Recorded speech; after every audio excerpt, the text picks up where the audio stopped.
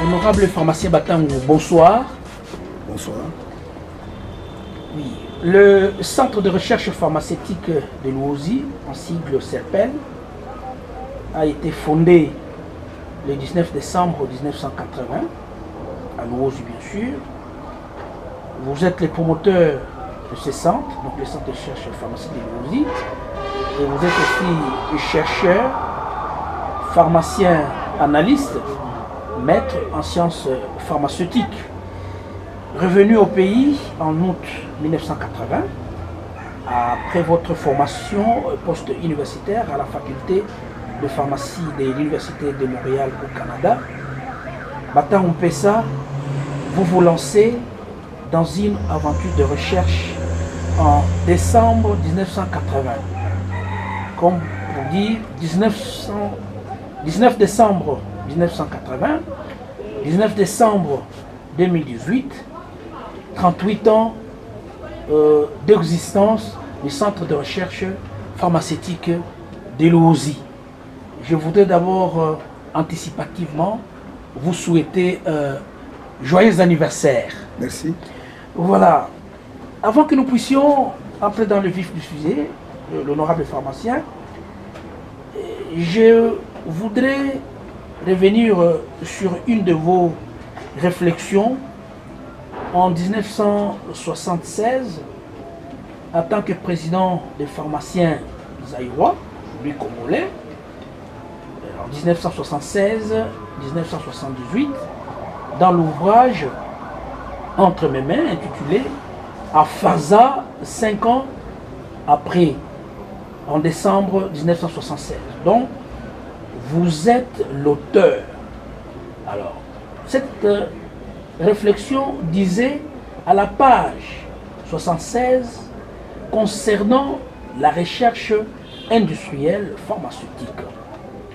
Je cite, « Pour l'heure, je poursuis mon rêve au cours duquel j'entrevois déjà une industrie pharmaceutique nationale florissante et authentique.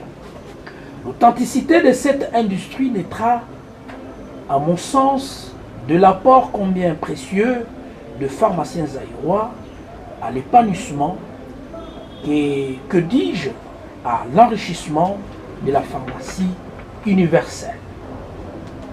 Précieux s'annonce cet apport car il n'est un secret pour personne que l'Afrique en général et le Zaïre en particulier possèdent une abondante richesse en plantes médicinales. Ces plantes qui ont sauvé et qui sauvent encore chaque jour des milliers de vies humaines constituent un vaste champ de recherche pour ceux, les pharmaciens, qui se sentent piqués par le diable de la découverte. Et c'est une vaine entreprise? Je pense non. Car, dans notre domaine aussi, et si nous n'apprenons pas à agir par nous-mêmes et pour nous-mêmes, nous demeurons des éternels cobayes. Et nous connaissons tous les tristes sorts d'un cobaye.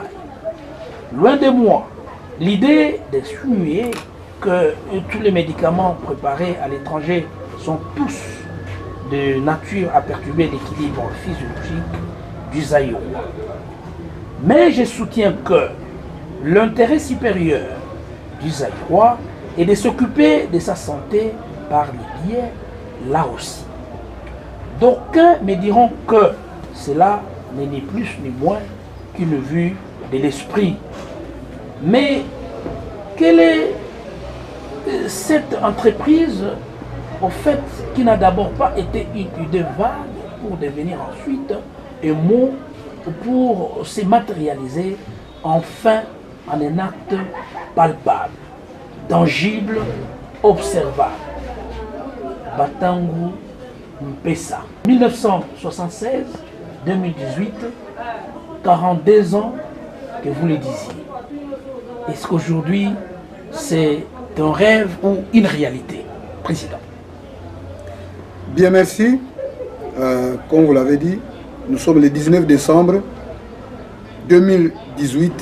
Cela fait année par année et jour pour jour 38 ans d'existence d'une œuvre initiée par nous à Louosi il y a 38 ans. Et il y a 42 ans, donc bien avant le début de cette œuvre, nous étions en train d'exercer les fonctions de président de l'association des pharmaciens de notre pays. Et je me préparais d'ailleurs à l'époque de partir en formation à l'Université de Montréal. Avant mon départ, en décembre 1996, j'ai effectivement écrit l'histoire des 5 premières années de notre association, l'association des pharmaciens zaïrois, aujourd'hui pharmaciens congolais, dirais-je, où cette réflexion anticipe les choses. Je suis pharmacien, je ne savais pas encore qu'est-ce que je vais faire dans cette recherche plus tard, mais en tant que pharmacien, sachant que le pharmacien a comme responsabilité première celui de la conception et de l'élaboration, etc., tout ce qui concerne le médicament, notamment sa production industrielle, étant donné l'existence de nombreuses plantes médicinales dans notre pays, j'entrevoyais une industrie pharmaceutique nationale, naissante, florissante, utilisant les ressources médicinales locales, en l'occurrence les plantes médicinales. Vous me posez la question si c'est un rêve. Eh bien, je crois que la réponse est dans le texte. Qu'est-ce qui n'a pas été d'abord un rêve, c'est-à-dire une pensée, pour ensuite aboutir à une réalité? Je l'ai dit, 4 ans auparavant, et en 80, naissait le centre de recherche pharmaceutique de Louosi. Et je crois que quelques années plus tard, va se concrétiser par un médicament qui est sorti de notre centre, le Manadiar que beaucoup connaissent, aux années 81-82, et qui est enregistré à une autorisation de mise sur le marché en 1984 au ministère de la Santé. Donc, en 1976, je parle théoriquement comme pharmacien. En quelques années plus tard, je me retrouve sur le terrain, moi-même en tant que pharmacien, avec des réalités palpables et tangibles, telles que nous le disons, le Manadiar, le Manalaria, sont des réalités, comme tant d'autres d'ailleurs, sur le terrain, sans oublier aussi nombreuses de nos publications parlant de nos recherches. Ce sont les choses qui ont été produites par l'après. Oui, honorable pharmacien, nous avons écouté ce que vous avez dit en ce qui concerne la réflexion. Mais qu'en est-il exactement de la concrétisation de cette œuvre? Ok. Me trouvant au Canada, à l'Université de Montréal, depuis 1977, en 1979, je suis tombé sur une publication qui m'a beaucoup inspiré, et je crois que je l'ai encore. La voici, intitulée Médecine traditionnelle au Zaïre et en Afrique, Centre spécialisé de médecine des guérisseurs, Institut de recherche scientifique, République du Zaïre. Il m'a été amené par un ami, je l'ai lu, Et ça m'a beaucoup inspiré dans la mesure où je trouvais dans ces premiers documents beaucoup d'éléments qui parlent de mon pays, de la recherche qui était menée en collaboration avec les centres internationaux, je crois, de développement CRDI, c'était un organisme canadien qui finançait la recherche de l'Institut de recherche scientifique de notre pays. Et je suis tombé sur cet ouvrage, sur un article écrit par un médecin, Dr Arkenstall, qui est canadien, sur les plantes utilisées en médecine traditionnelle dans mon territoire du Manianga. Je les lis à plusieurs milliers de kilomètres d'ici, au Canada, à l'Université de Montréal. Et en parcourant, je me suis dit, puisque j'ai suffisamment d'informations que je n'avais pas, et que les informations, la plupart des plantes, je les connais, il les donne en Kikongo, et même il les cite où se trouvent ces plantes, dans quel village, quels sont les villages qu'il a parcouru. Ils ont fait pratiquement avec un anthropologue américain, Janssen, pratiquement une année menant la vie des villages. Ils m'ont beaucoup inspiré pour dire, à mon retour, je vais aussi me lancer, prolonger ce qu'ils ont comme ce qu'ils ont fait comme travail en choisissant l'une ou l'autre des plantes pour faire des recherches. C'est ce que j'ai fait. Donc, j'ai été inspiré par des travaux antérieurs, comme toujours d'ailleurs. Il y a toujours des travaux qui inspirent. Et je pense aussi que, inspiré par ce travail, avant que je termine ma maîtrise en 1980 à Montréal, en septembre, j'avais rédigé un projet de recherche que je devais venir mener quand je rentrais, soit à l'université de Kinshasa ou à l'Institut de recherche scientifique. Malheureusement, ça n'a pas marché. Je me suis lancé à mon propre compte à l'OOSI. Mais les projets inspirés par ces recherches étaient déjà canalisés et pratiquement orientés pour qu'au retour, je me lance dans les recherches basées sur les plantes médicinales du pays. C'est ce que je fais. Voici 38 ans d'existence de notre centre et cela nous a inspiré en décembre de fonder les centres de recherche pharmaceutique de l'OOSI à l'OOSI. Initialement, pour mener des recherches en tant que chercheur, de façon théorique, je ne m'attendais pas où ça va nous amener parce qu'à l'époque, le manadiar, le manalaria, on ne savait pas. Nous sommes lancés dans des recherches tout à fait scientifiques et que, au fur et à mesure, nous sommes tombés sur des résultats qui commençaient à nous servir nous-mêmes. Le but de nos recherches, nous l'avons écrit dans une de nos publications, je ne sais pas si c'est dans le bilan numéro 1, j'ai autant de ces publications, où nous publions nos travaux de recherche, je crois que nous l'avons dit dans un de nos numéros, ça c'est le numéro 1, nous avons décrit le projet et ce que nous voulions faire pour répondre à un besoin local. Sachant que les milieux ruraux comme l'OOSI avaient beaucoup de préoccupations en ce qui concerne les maladies parasitaires, notamment la verminose. Nous sommes d'abord intéressés à la verminose et beaucoup plus tard, nous sommes tombés sur les cas concrets d'un anti-amibien, antidiarrhéique, le manadiar, sur lesquels nous sommes plus orientés pour résoudre des problèmes qui se posent à l'OOSI. Parce que nous trouvons là-dedans, nous avons parfois nous-mêmes été victimes de ces attaques et que vous êtes malade, vous ne savez pas recourir facilement à autre chose que par ce que vous faites sur place. Donc, en lisant nos écrits, la motivation était principalement de solutionner les problèmes localement. Les médicaments, surtout à l'époque, aux années 80, à un moment donné, étaient suffisamment rares à l'OOSI. Donc, on était livré pratiquement à nous-mêmes. Et quand on est livré à soi-même, comme on l'a dit, écoutez, nous devons nous-mêmes chercher à résoudre nos problèmes. Donc, voilà un peu qui a motivé, par des écrits, parce que la matière de recherche existait déjà et que les travaux, les déblayages étaient déjà faits.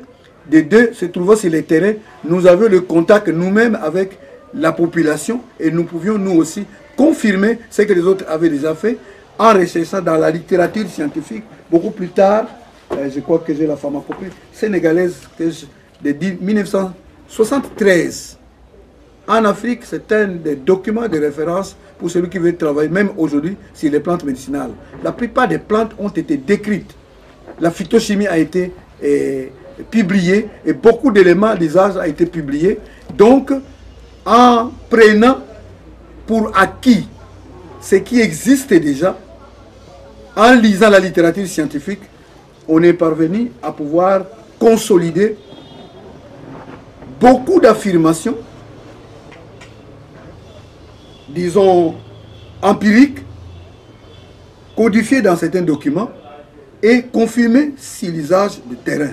Ne vous en faites pas, on a souvent cité Hippocrate comme père de la médecine, Galien comme père de la pharmacie, mais du 5e siècle avant Jésus-Christ, où Hippocrate, de la vie d'Hippocrate, jusqu'à pratiquement au 18e siècle, au 19e siècle, on est resté dans l'observation, l'observation clinique.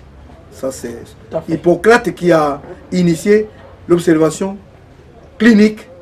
Pendant 23 siècles pratiquement, le monde a fonctionné beaucoup plus avec l'observation clinique et a fait des célébrités.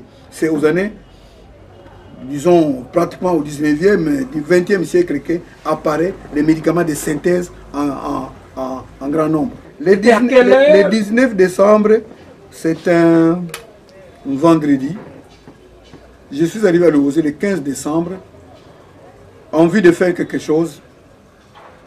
Je voulais, au départ, c'est vraiment qu'on a dit un rêve. Vous ne savez pas trop bien ce que vous allez faire, mais au moins, vous voulez faire quelque chose. Et nous avons commencé par ouvrir une pharmacie qui s'appelait Pharmacie La Brise, qui était ouverte le vendredi 19 décembre 1980 à 8 h. C'était une brève cérémonie, mais de croyance finalement, parce que j'ai appelé des croyants, des hommes de Dieu, pour être des témoins. Et à l'époque, je suis à Louosé, pour ceux de Louosé qui nous connaissent. Pasteur Ntontolo était président de la communauté évangélique du Zaïre à l'époque, aujourd'hui SCC. Il y a le professeur Niamboudi qui était, plutôt le pasteur Niamboudi qui était le vice-président. Il y a le pasteur Mpongi qui était sur place. Et je crois que principalement ceux-là, je les avais invités, j'avais invité le pasteur Mpongi à lire un verset biblique et d'autres à prier.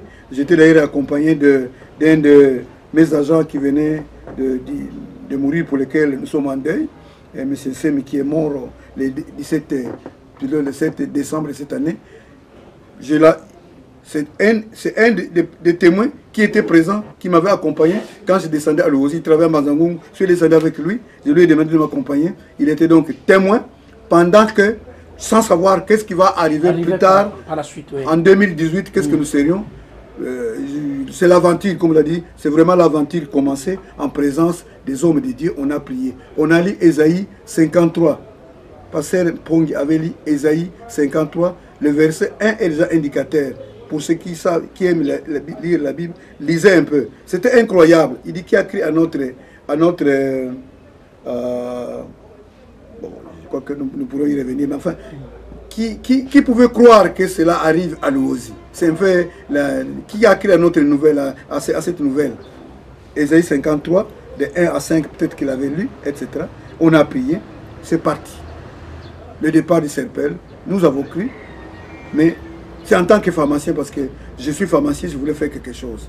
J'avais beaucoup d'idées, je voulais les asseoir quelque part pour les réaliser. Voilà un peu, peut-être pour répondre à cette question-là, comment les choses ont commencé. Puis par la suite, évidemment, la chose a pris de l'ampleur. Et aujourd'hui, bon, nous avons notre présence et beaucoup plus par nos écrits. Moi, je sais que c'est dit, parce que les médicaments, on en a, mais les écrits, nous publions beaucoup. Dès le départ, depuis 1980, en décembre, nous publions. Et nous avons publié à partir de 2001, à 1981, nous avons publié les bulletins de liaison Bilongo. Le numéro 1 apparaît déjà à l'époque là, etc. Nous publions, nous avons reproduit évidemment les documents, mais nous publions presque beaucoup de publications. Oui, pharmacien Batango, allons dans les concrets. Et là, je m'en vais lire un de vos articles récent intitulé Paludisme de point dans le monde, en Afrique, en RD Congo. Je ne sais pas, qu'en dites-vous? Vous voulez savoir sur les plans pratiques, qu'est-ce que nous sommes sur le terrain? Exact. Et nous sommes tombés sur de réalités de médicaments élaborés au centre de l'essai pharmaceutique de Wozu, mis sur le marché, connus du corps médical, prescrits et utilisés. Manaria, manalaria, entre autres. Il y a bien d'autres formulations qui peut-être sont toujours restées en veilleuse compte tenu des conditions de production et des capacités de production, des capacités matérielles. Mais nous avons mis l'accent, nous voulons mettre l'accent beaucoup plus sur le paludisme qui tue le plus, qui occasionne plus de cas d'indisposition par la maladie, la morbidité. Quand on est malade, ben écoutez, on ne sait pas bien travailler, et quand on est mort, effectivement, c'est une perte pour tous. Difficile de...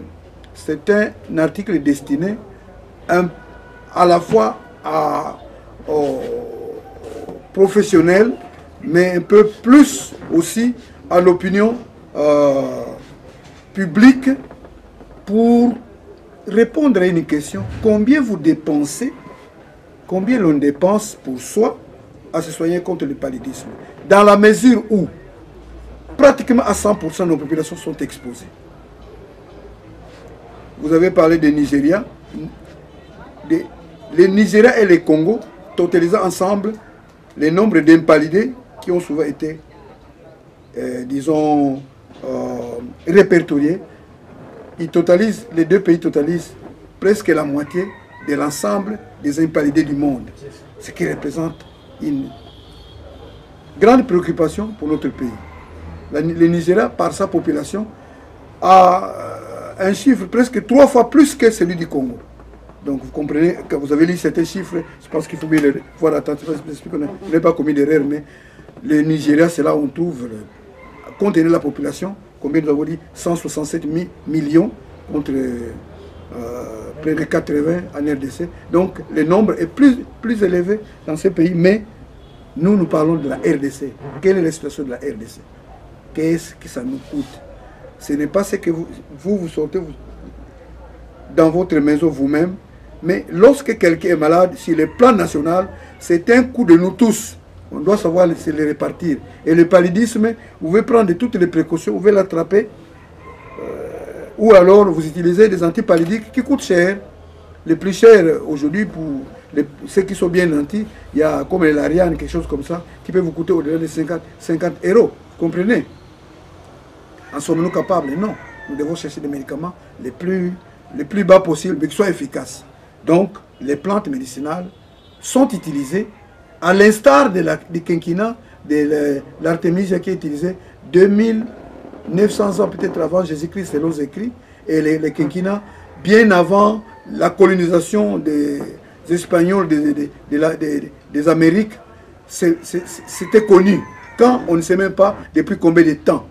Chez nous également, il y a des recettes. En étant sur le terrain, nous nous sommes rendus compte qu'il existe de préparations utilisées pendant des décennies avant l'arrivée du colonisateur et pendant la colonisation et même maintenant.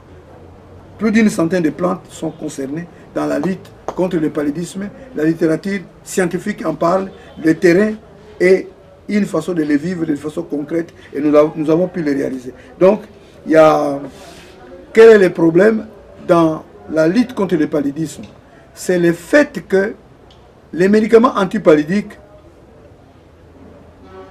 sont efficaces à un moment donné, et puis par la suite, il y a le phénomène de la mutation génétique qui fait que les plasmodium, qui est l'agent causal du paludisme, s'adaptent et les médicaments deviennent pratiquement inefficaces et sont souvent éliminés. On a connu la chloroquine qui a fait 60 ans sur le marché, juste entre les deux guerres, ou plutôt mieux, après la Seconde Guerre mondiale, jusqu'aux années 1999, la chloroquine a été retirée du marché mondial, laissant les terrains vides. C'est la panique. on a cherché à les remplacer par différents schémas qui, pour la plupart, n'ont pas résisté 5 ans et sont mis pratiquement au bas de l'accusé. Comme les ACT aujourd'hui sont au bas de l'accusé, quelles que soient les raisons que l'on puisse prendre, les ACT ne semblent pas sécurisés. Donc, nous avons intérêt à avoir des alternatives. Et nous parlons en termes non pas seulement d'alternatives, à la fois d'alternatives, mais des solutions à nous. Tant que nous avons nos propres solutions, nous devons apprendre à les utiliser. C'est là où nous avons parlé de la volonté politique. L'autorité politique, on peut tout dire, le monde scientifique, tout cela doivent s'intéresser à regarder dans cette direction. Que pouvons-nous faire localement avec nos potentiels au lieu d'attendre que ceux qui ne sont pas trop concernés par le paludisme, les produits sont pratiquement à plus de 90% sont des produits d'importation. Ou en tout cas, la matière première est d'importation. Que faisons-nous nous-mêmes? C'est souvent une question qui nous est posée indirectement. Je me suis retrouvé en 2009 à une conférence à Paris, animée par le professeur Eto et moi, où nous devions répondre à une question. Les Africains sont les plus concernés par le paludisme. Dites-nous, qu'est-ce que vous les Africains vous faites? Quel est votre rapport? Évidemment, le professeur Eto a dit d'écrire le contexte du paludisme et tous les efforts réalisés.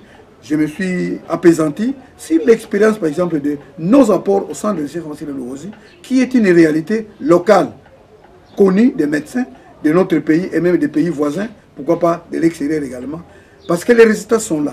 Et surtout, le fait qu'aujourd'hui, le monde a des problèmes à traiter le paludisme chez la femme enceinte. Le malaria est aujourd'hui un des médicaments qui soit recommandable. On peut tout dire, les médecins le savent, ils vous le diront encore mieux. Or, on peut davantage pénétrer ce monde des plantes antipaludiques pour que nous puissions trouver des solutions. Parce qu'à regarder l'enveloppe, jusqu'à dans les prévisions de l'OMS 2020, on est censé avoir 6,2 milliards de dollars à investir dans la lutte contre le paludisme. Et 70%, nous sommes plus concernés. Nigeria et nous sommes plus concernés. Quand vous regardez l'apport 2017 ou 2016 du PNLP, le Programme national de lutte contre le paludisme de notre pays, face aux autres partenaires. Mais regardez les rapports de l'OMS, ce n'est pas un secret, c'est public, c'est dans l'internet, vous les lisez, on est autour de 4%. Mais nous sommes concernés. Quel est l'effort, quel intellectuel, les médecins, les pharmaciens, les chercheurs doivent s'y dire pour que nous soyons à mesure de prendre en charge notre problème que d'attendre de l'extérieur, alors que nos apports, même sur les plans financiers, sont très, très insignifiants. 4% dans l'ensemble de l'enveloppe de l'ordre de 2 milliards, 2,7 milliards. Qu'est-ce que cela représente? C'est pas grand-chose. Et aujourd'hui, vous venez de lire quelque chose de très important. Pour les directeurs généraux de l'OMS, on doit changer de cap. Les pays les plus impaludés doivent faire plus d'efforts dans leurs budgets nationaux de pouvoir participer à la lutte contre le paludisme. Parce que de plus en plus, il n'y a pas d'argent. Et les gens qui en pâtissent plus, c'est nous. Et c'est à nous de plus gagner parce que lorsque les gens sont moins malades, ils peuvent produire. Les gens malades consomment et produisent moins. C'est ça. Donc, sur un plan, le paludisme est vraiment c'est un ennemi, un fléau, une attaque diabolique, nous l'avons dit, la plus meurtrière que l'humanité connaît. Et nous sommes les plus grandes victimes, nous, les pays. En 2012, nous avons mené une enquête sur le marché pharmaceutique quinois pour connaître combien de spécialités circulent dans la lutte contre le paludisme et quelle est leur proportion. Nous nous sommes rendus compte que 75% sont des produits synthétiques à base de l'artémisinine, avec les problèmes liés à l'artémisinine connus des médecins et des corps soignants. Et je crois 15,2% sont à base de la quinine. La quinine, c'est, disons, l'antipaludique universel. Malgré ces inconvénients, dû au fait que l'index thérapeutique de la quinine, qui est de 2,6 à 8,4 mg par litre de plasma, bon, ça sont des calculs. Regardez bien, je donne une marge dans laquelle on peut l'utiliser pour avoir l'effet attendu antipaludique. Mais déjà à 5 mg par litre de plasma, il manifeste déjà les signes d'intoxication. C'est que la plupart des gens, quand ils prennent la quinine, ils sentent les méfaits, parce que c'est dit à l'intoxication, parce qu'elle se situe dans la zone d'utilisation thérapeutique, dans l'index thérapeutique comme on l'appelle. Alors ça, c'est un problème, la quinine.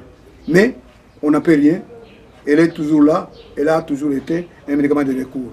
Et tandis que bon, la chloroquine, qui était un dérivé fabriqué sur base de la structure moléculaire de la quinine, avait déjà été éliminée. Et beaucoup d'autres molécules ont souvent été éliminées. Donc les médicaments de synthèse posent des problèmes, c'est vrai. Les médicaments naturels, vous les avez cités dans l'article dont vous faites mention. La totaquine, connue depuis longtemps, utilisée comme extrait total, guérit et fait moins d'effets secondaires. Malheureusement, pour la production industrielle, on préfère la synthèse. Et la synthèse nous apporte des problèmes. C'est ça l'inconvénient de la synthèse. Il en est de même de l'artémisinine. L'extrait naturel de l'artémisia annua a moins d'effets secondaires par rapport à l'artémisinine elle-même et aux dérivés. Ça, je crois qu'on ne peut pas entrer dans beaucoup de détails. C'est pour vous dire que les produits de synthèse sont étrangers à l'organisme. Tandis que les produits naturels, c'est un peu comme la nourriture que nous mangeons. Les molécules sont reconnues dans la nature. Ils ne sont pas étrangères à ce qu'elles retrouvent dans la nature. Donc ça aussi, c'est un autre détail. Sans entrer dans les détails, il y a un problème avec les médicaments de synthèse, c'est vrai. Et nous ne savons pas recourir à la synthèse. Ça demande beaucoup d'équipements que nous n'avons pas. Mais quel est l'équipement que nous devons avoir? Nos industries devraient plus s'équiper afin à être spécialisées dans les cultures de plantes médicinales et à avoir des extracteurs appropriés pour tel ou tel type d'extrait dont on a besoin. Donc voilà un peu, c'est l'orientation industrielle par rapport à la synthèse et par rapport au naturel qui doit nous interpeller. Nous avons parlé suffisamment de Manalaria, nous avons aussi le Manadia, qui est aussi un produit phare, d'ailleurs qui est l'aîné du Manalaria. Oui, l'avantage, disons que le bénéfice que nous tirons du Manadia, c'est que au départ, nous pourrions avoir plus de difficultés d'admettre un médicament fabriqué par un pharmacien sur base de plantes, qu'on appelle le médicament traditionnel, ce qui est relativement un peu un terme péjoratif, dirais-je, dans la mesure où, permettez-moi, quand je vois la pharmacopée française, 10e édition, j'ai totalisé dans ces suppléments-là, près de 758 préparations à base de plantes. Jamais on parle de médicaments traditionnels. En France? Oui, en France. Codex, pharmacopée française. Ici, il n'y a que les médicaments à base de plantes repris dans ces documents. J'ai totalisé les médicaments, selon les catégories, près de 700 plantes utilisées dans la formulation des médicaments.